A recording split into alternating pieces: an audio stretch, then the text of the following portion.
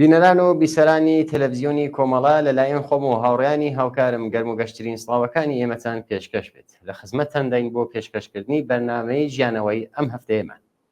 وەکو هەموو جاڕەواڵی بەرنامەکە هەر هەفتەیەک بابەتێکی کۆمەڵایەتی دەدرێتە بەر باس و لێکۆڵینەوە و ئەمڕۆ لە بەرنامەی ژیانەوە بزانین ئێعتیاد لە چی سەرچاوی گرتووە و بۆچی زۆربەی بەکارهێنەرانی ماددە هۆشبەرەکان لە چینی خوارەوەی کۆمەلگان. ماددە هۆشبەرەکان و هۆکارەکانی بەکارهێنانی بابەتی ئەمڕۆی بەرنامەی ئەم هەفتەیەمانە لەگەڵ هاوڕێ وریای ئەحمەدی کارشناسی بەرنامەکەین. کاک وریا زۆر بەخێر بێن. زۆر ڕێز و سڵاوم هەیە بۆ ئێوە و بۆ بینەرانی خۆشەویستمان دوو نەبوو. سپاس بۆ تۆ کاک وریا. سەرەتا دەمەوێت ئەومان بۆ باسکەیت کە لە ئوروپا لەگەڵ کەسانی گیر و دەبوو بە ئەلکول و ماددە هۆشبەرەکان زۆر کارتان کردووە. هەروەها کە لە سەرەتاوە باسم کرد دەمانەوێت زانیاریک زیاترمان پێ بدەیت لەسەر ئەوەی کە سەرچاوەی ئێعتیاد لە چیەوە دەستی پێ دەکات. بەڵێ سەرچاوەی ئەعتیاد ئەزە دیارە ئەعتیاد کەلیمەی ئەعتیاد کەلیمەیەکی زۆر وەسیعە. هێشتا هەر ئەتوانین لەم کەلیمە ئیستفادە بکەین، بەڵام من متمەنم لە داهاتووە ئەبێ بەش بەشی بکرێتەوە، یانێ ناکری هەروە لەسەر کەلیمەی ئەعتیاد قسە بکەین. بەڵام بەحاڵ عوامڵی ئەعتیاد لە نەزەرمنەوە ئامادەگی جسمیە یاخۆ عوامڵی بیۆلۆژیکە یا ژنێتیکیە، عوامڵ ڕۆحیە، عوامڵێکی ئیجتماعیە، دەلایل سیاسیە، دەلایل اقتصادی هەیە، حتا مەسەڵەن شێوەی بەرخورد شەخصەکە و دەوروبەرەکەی بە موشکلاتە، حتا مدبوونە. مەسەڵەن لە دەهەیە 1970 ئەگەر تەوەجۆتان کرد بێت لە وڵاتانی ئوروپا و بەتایبەت ئەمریکا ئوروپا مدبوون بوو، یعنی فەقر و فەلاکەت نەبوو کە بوو بە باعث ئێعتیاد لە ناو جوانەکانە، زۆر بەڵکو مدبوون بوو. کۆمەلگا بەتایبەت کۆمەلگای گەلێکە بە لەحاظی اقتصادی و سیاسی و زۆر مشکلیان هەیە و تەبەقەی خواری ناو کۆمەلگا ئەوەی کە بە تەنیا دەست و پەنجە نەرمەکەن لەگەڵ زۆرێک لە مشکلاتە و هەم داویان بۆ داخنەوە هەم خۆیان بە حاڵ ناچاریا ڕووبێرن بە ئێعتیاد بۆ ئەوەی کە لەسەر ئەو وەزیێتەوە بووە نەجات پێیاکەن، یا حتا قابل دەستڕەستبوونی مادەوە یا حاڵەتێکە کە بنیام ئەتوانێت دەستی پێ بکە. مەسەڵەن زۆر شوێن هەیە شتێک قابل دەستڕەست نییە، کەسێکی ئەعتیادی پێیان ناکە. حتا مەسەڵەن ئێرسیە لە ناو خانەوادەگەلێکەوە ئینسان یان معتادیان بووە یا بە تعداد ئەو کەسانێکە لە ناو خانەوادەیانە معتاد بوون و تعداد کەسانێکە لە ناو خانەوادەیان معتاد نەبوون شێوەی ئێعتیاد پێیاکردن ئەوانە بە نسبەت کەمتر تا بوو بێت. یعنی بنیامە توانێ وەکو مەسەڵەن حتا لە ئێرسی زۆری لە پرۆفسۆرەکان قساکەن ئێژن ئەمە علامەتێکی ئێرسیە تا حدودێک. یعنی عوامڵی زۆرە بەسەگی هەیە بۆی کە لە چ شرایەتێکی ژیانیا لە چ سنۆ ساڵێکە بە چ شتێک معتاد بووە کەسەکە، وەێ بە حاڵ عوامڵی زۆرە. زۆر باشە کاک وریا، ئەوامڵی هەروە خۆتانوتان زۆرە توانێت زۆر شتیش بێت، بەڵام پرسیارەکە خودی ئێعتیاد چییە لە ڕوانگەی ئێوە؟ ئەمە زۆر مهمە. خودی ئێعتیادیانە عوامڵی قسەمان کرد بە پانایی دنیاوە توانێت ببێت، حتا کەسێک کە توانێت لە خۆشحاڵیان مەسەڵەن معتاد بێت،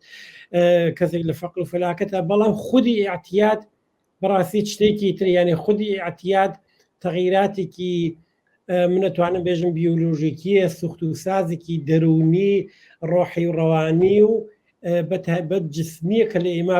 دروستە بێت. ئیتر لەوێ فەرق ناکاتی تە عیلەتەکانی لێنە نایخوا. مەسەڵەن کەسێکە لە خۆشیە و خۆشحاڵیا بچێت بە شتێک معتاد بێ، لە کەسێک لە فەقر و فەلاکەتە وەختی ئێعتیادەکە دروست بوو پرۆسەیەک دروستە بێ، تەغییراتێکی جسمی ڕۆحی ڕەوانی دروستە بێ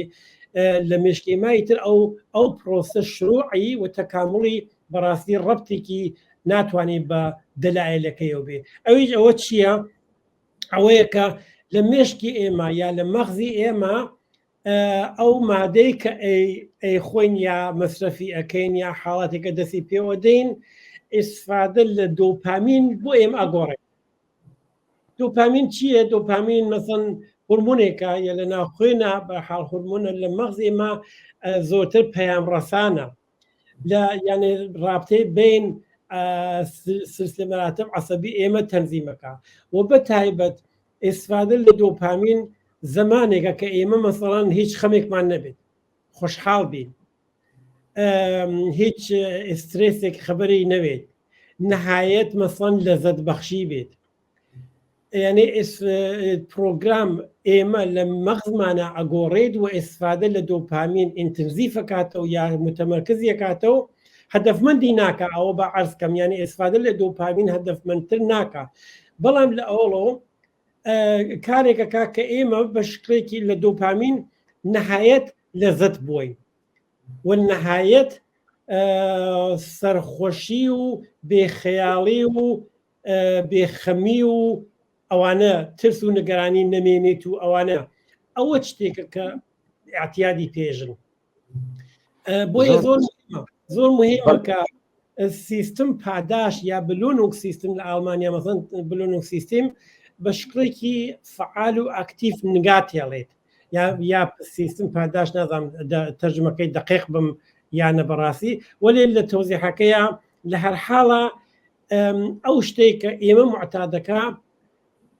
پرۆسەی دەرونیکە کە لە ئێمە دروستە بێت، ئەو پرۆسە دەرونیەیە کە ئێمە ئەگۆڕێ سلسلە مەراتب چۆنیەتی بیرکردنەوەمان، ڕۆحیاتمان ئەوانە ئەگۆڕێت و ئەو شتەیە کە پێی ئەیژین ئاعتیاد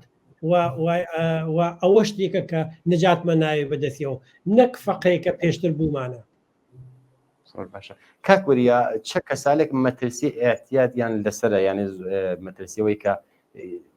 زوو گیرودەی مادە هۆشبەر بن چه تەیفێکە، ئایا لە بینی لاوانە هەیە، لە بینی جیاوازیک هەیە لەمانە؟ جیاوازی هەیە، بەڵێ ئەرێ جیاوازی هەیە. جیاوازیقی من چ عەرزکەم بەوەی کە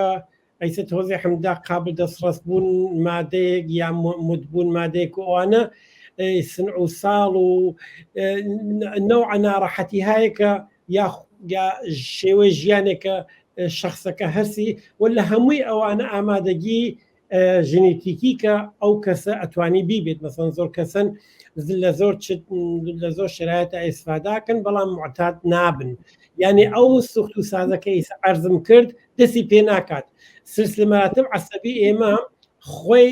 ئەڵمانێژن ئەندۆکن، یعنی خۆی چفت ناکات لەگەڵی و ئەوە بڕێجار بە تکراربوونەوە یا بەرحاڵ ئێستفادەی زۆر بازم کەسەکە مەجبورە کات و پرۆگرام مەغزی ئەگۆڕێت و بە شێوە لە شێوەکان معتاد ئەبێت. وەلی لە وهلەی ئەوڵا بە نەزەر من ئەو حاڵەتە بیولۆژیکیە هەیە کە لە کەسێکە هەیە لە کەسێکان نییە، وەلی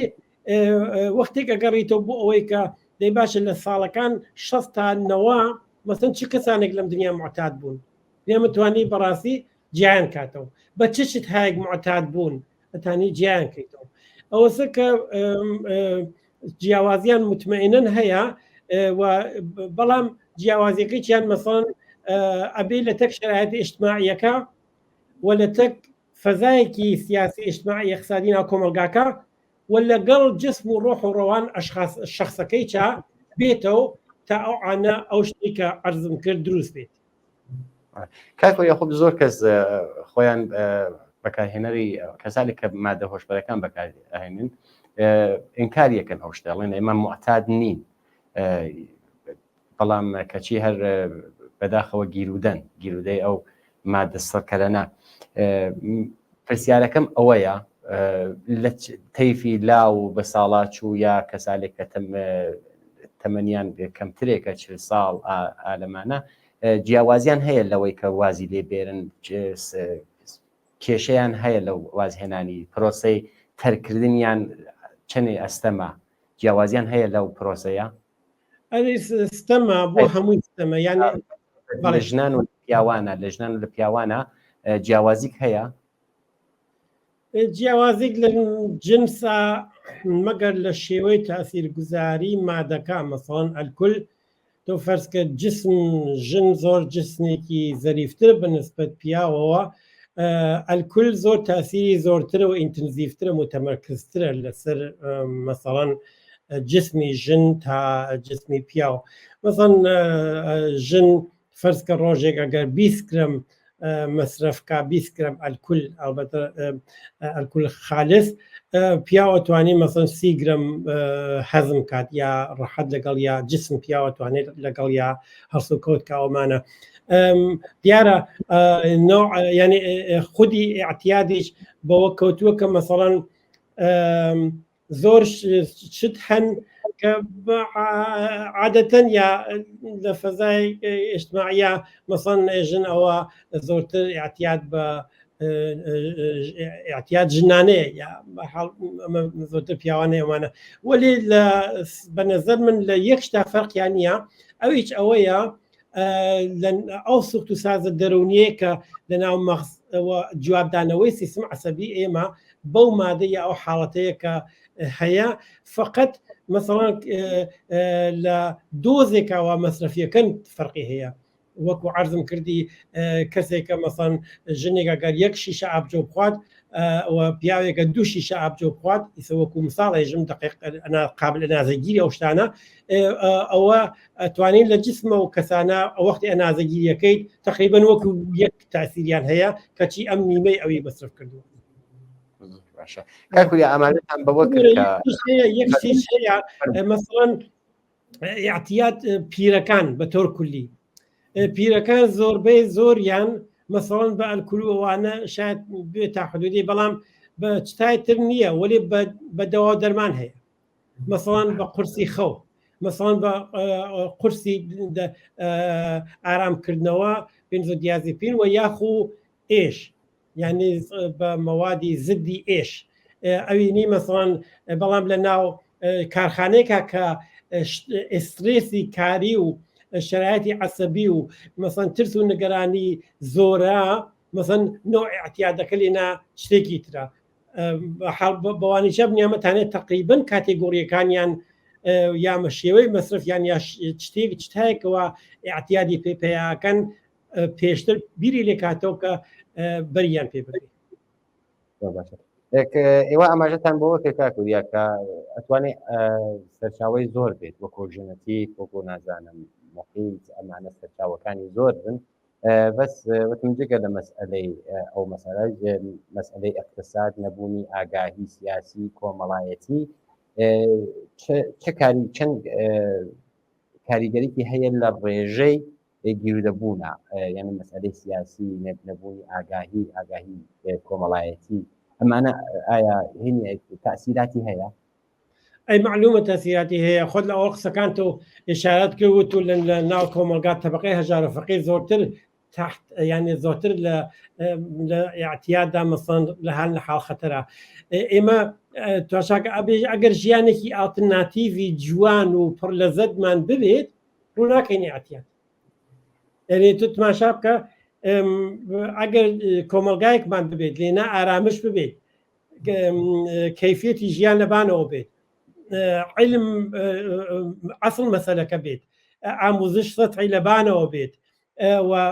ڕفاه بێت مردم ئارامشیان ببێت ئەمنیەتیان ببێت لە وجود یەکتر لەزەت بوون افتخارکەن لەوەی کە لەناو کۆمەلگایکە هەن کە ئەو کۆمەلگا ئابۆ شێوەی کە ئەوان مەسەڵەن تەقوێتەکە هەمووی ئەوانە ئەوێ بە باعیسەوەی کە شتێکی لەزەت بەخشتر لە ژیانیانە هەیە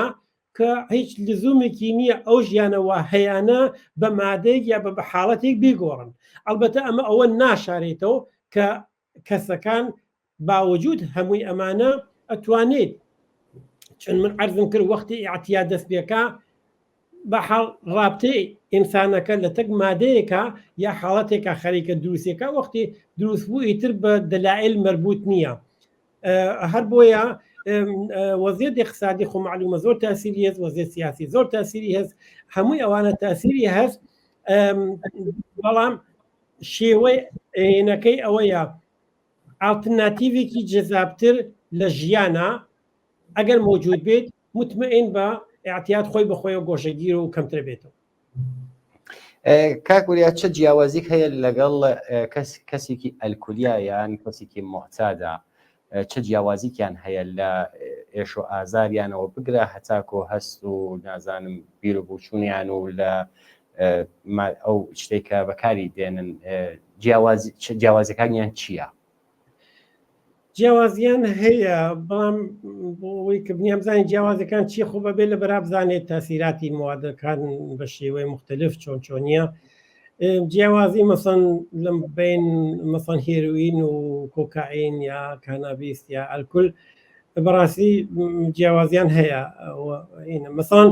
لە مەغزێمە من ئەگەر نمونەی وەکو ئەلکول بگرم وەکو ئەلکول نمونەی بگرم بەحاڵ ئێمە سلولی عەسەبیمان هەیە ئەو سلولی عەسەبی گەر لە مەغزمانە ملیاردها ملیارد سلولمانەسیمە خۆ دیارە مەسەن شیشەیەک یا ئاوجۆ یا لیوانێکی شەراب خۆیتەوە ئەوە ئێمە وایژی نێژین مەسەن 10,000 حداقل 10,000 سلول عەسەبی ئەکوژێت لە مەغزێمە یعنی سلولەکە مستەقیمەن بۆ لیوانە لەبێنەچێت و قابل جبرانی شەو نییەن بەڵام چونکو ئێمە ملیاردها ملیارد سلول عەسەبیمانە دیارە نادات پێمانە وەلی بە شکلێکی دەوامدار وەختی تماشایەکەی ئیتر ئەلکول ئەوڵەن ئەو چ عەرزکەم مەسەن کەسانێک کەس ئەلکول فرەتر ئەخۆن نیشانەی ئەوەیە کە لە ناو سلول عەسەبیە سوخت و ساز و کاکرد عەسەبەکە ئەگۆڕێت مەسەڵەن سلول عەسەبی ئێمە ورودیکی هەیە و خروجیکی هەیە لەو وەسەتا مەسەڵەن ڕێگاکی هەست کە بەرەو خروجیکاچێت لەو ڕێگا پێسەکەی پێسێکی ژلمانەندە زەریف و حەساس و ئەوە لەتیفە ئەو پێسە زەخیمەوێتەوە ئیتر دەخۆشەکە ئەم جارە مەجبورە مەسەڵەن ئابدوویەکی زۆرتر بخوات بۆ ئەوە عینی تاسیرات بتوانێت حفظ کات ئەوە مەسەڵەن بۆ ماوەیەکی زۆر بۆ جۆرە ئەوەسەر نەخۆشەکان تعداد مقدار شتەکەیان ئەوەنە سەر بۆ ئەوەکە تاسیراتەکەی بێت ئەو لە خودی مەسەلەی ئەلکولا فقط دەتوانێت مقایسە بکەیت وەلی مەسەڵەن خودی ئەلکول خۆ سلول عەسەبی ئێمە ئەکوژێت لە ئاخرەوە بێ بەوەی کە مەسەڵەن نەخۆشی وەکو کۆرزاکۆف دروستی نەخۆشی کۆرزاکۆف وەکو دمنس ئاخرین مەرحەلەی بێ شتێکی ئاوایە یعنی واقعان نەخۆشەکە چاوی وەکو دوودانە دووربین کارەکە کە ئەو دوودانە دووربینە هیچ زەخیرەیەکی تیان نییە وەکو کامپیوتری یا بێژم چۆن عەرزکەم لە ناو نەخۆشەکە ئەتوانی وەکو کامپیوتریک تواشەکە فقط قابلۆخەکەی هەست ئەوەسە کە بەڵام لە مەسەڵەن فەرق و تەفاوەتی تیشیان فەرزکە لە هێروین یا کۆکائین هەراو سلول عەسەبیە کارێکەکەن کە سلول عەسەبیەکە پێی وابێ بەشێک لە وجود خۆی ئەبێ حەزم کات ئەبێ دەفعی کات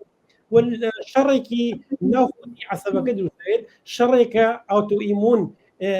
ئێژن پێ کە خۆی لە حەقیقەتە خۆی هەزمەکە ئێمە ئێژین بە کوردی توانی بێژین ئەیگەنێنی لە ناوە ئەوەسە کە فەرقیان زۆرە بەڕاستی وەلی من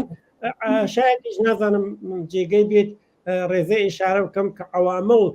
جسمی و ڕۆحی ڕەوانیە بە تایبەت جسمی الکولچی بەڵێ دەخێکمە هەرو پرسیاریشتە لێ بکەم خەساراتی ڕۆحی و ڕەوانی و جسمی لەسەر کەسانی کە ئەلکولین یا ئەلکۆلیزمن چه خەساراتێک تووشیان ئەبێت لە بواری ڕۆحیەوە لە بواری ڕەوانیەوە لە بەخۆ دیارە لە ئێرانە ڕێژەی ئێعتیاد بە مادە هۆشبەرەکان زۆرترێکە تا ئەلکول بە زانیاری زیاترمان پێ بدەیت لەسەرەوە ئەزانین چۆنە ئێمە ئەلکول شتێکی زۆر زەریفە وەکو ئاو هەنگور وایە هەر یانێ لازم نی بڕێتە ناو مەعدە هەر لە وەختی مەسرفەکە هەر دەمێت تقریبا بەشێکی وارد خۆی نەبێت ومانە تۆ تماشای نەخۆشگەرێکی وا ئەلکولیان مەسرف کردگە بە شکڵێکی دەوامدار ئەوڵین شتێکەوە ئەگەی بە نەزەرەوە دەمیانە مەزان دەم ئینسان وەختی تواشایەکەی دەستی پێوایی معموڵەن زەخیمە پلاستی حاڵەتێکی پلاستیکی هەست هەمیشە دایم ئەو دەم تۆلی دەکا ئەوە کۆمەکەکە نەخۆش ئینسانەکە مەسەن وەختی نانەجاوێ بتوانێت قورتی بە ئەوڵێ قەدمێک مەسەڵ نەخۆشەکەی وەرەگێتەوە نەخۆشەکە تواشای ناودەمیکەیت پڕیە لە جۆش پڕیە لە زەخم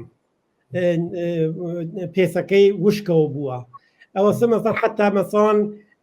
عفونیە سەرما و گەرما مەزە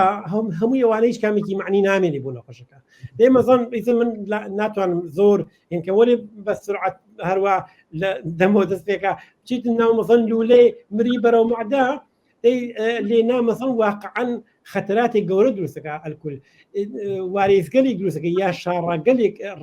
ڕەگەگەلێک دروستەکە کە وەکو شێر ئاو وەکو شڵنگ ئاوانە وەختێک زۆیچ ئەتەقن وەختی بتەقن نەخۆشەکە واقعەن زۆریان ئەمرن دەی معدا هەمیشە دایم لەگەڵ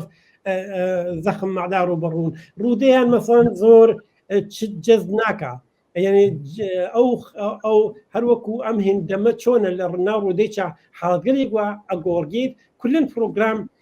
دەستگای گەوارشی ئەگۆڕی وەختی دەستگای گەوارشی و بەتابەت ڕوودەی گۆڕی ناتوانێت جەزب بکات و ئەو مەوادە ناتوانێت بنێرێت دەی مەسەڵەن لە پێست نەخۆشەکە ئەیبینیت ئەوێنەی لە پێستیانە مەسەڵەن زۆر یان زۆر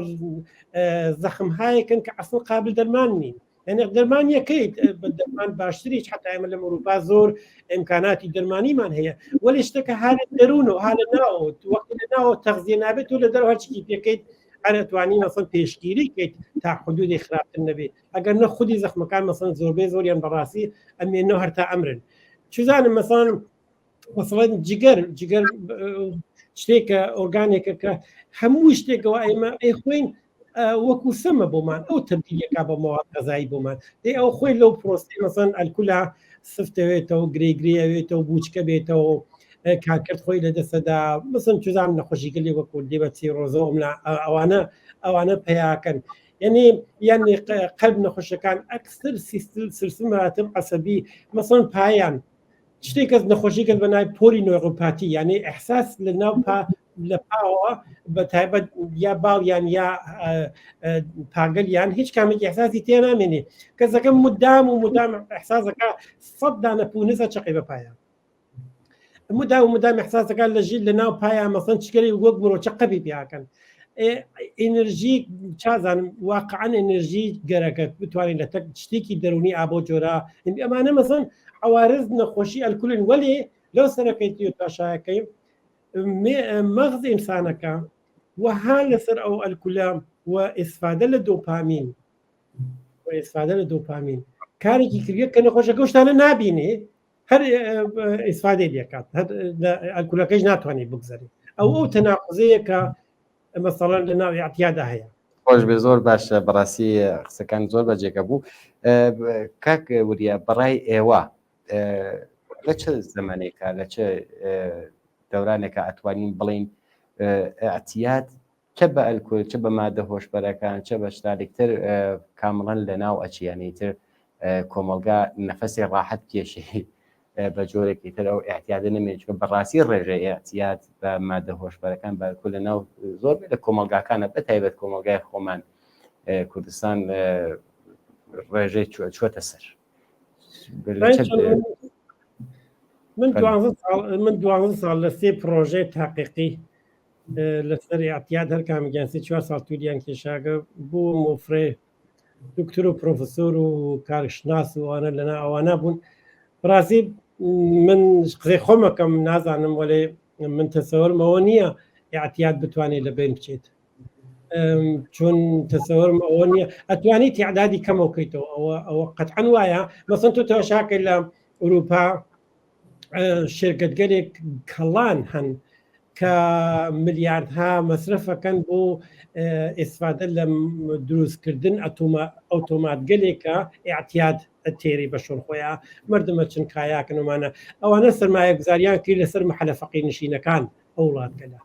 توا وڵاتەکان تواشاکەی لە مەحەلە دەوڵەمەند نشینەکانە باڕاستی دانەیەک لەو شێک لەو